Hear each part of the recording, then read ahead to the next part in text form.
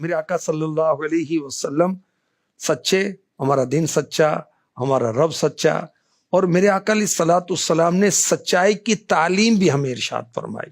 فرمایا 6 چیزوں کی ضمانت دو، میں تمہیں جنت کی ضمانت دیتا ہوں۔ نمبر 1، جب بولو تو سچ بولو، وعدہ کرو تو پورا کرو، امانت لو تو ادا کرو، اپنی شرم گاہوں کی حفاظت کرو، اپنی نگاہیں نیچی رکھو، اور چھٹی بات اپنے ہاتھوں کو روکے رکھو۔ اور جو سچائی اختیار کرتے ہیں یہ سچائی ان کو گناہوں سے روک دیتی ہے۔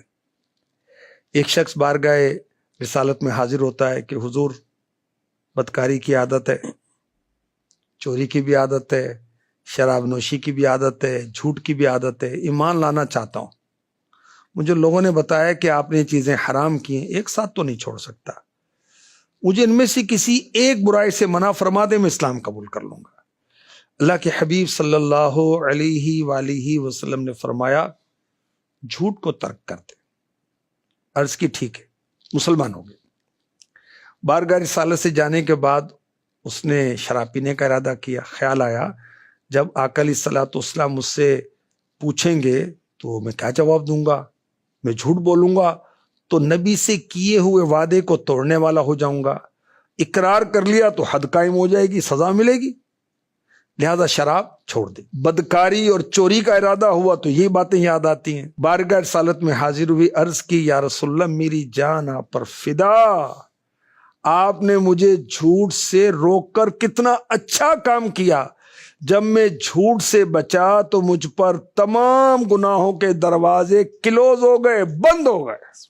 تفسیر کبیر میں امام رازی رحمۃ اللہ علیہ نے یہ لکھا ہے۔ کون دیتا ہے دینے کو منہ چاہیے، کون دیتا ہے دینے کو منہ چاہیے، کون دیتا ہے دینے کو منہ چاہیے، کون دیتا ہے دینے کو منہ چاہیے، دینے والا ہے سچا ہمارا نبی، دینے والا ہے سچا ہمارا نبی، دینے والا ہے سچا ہمارا نبی۔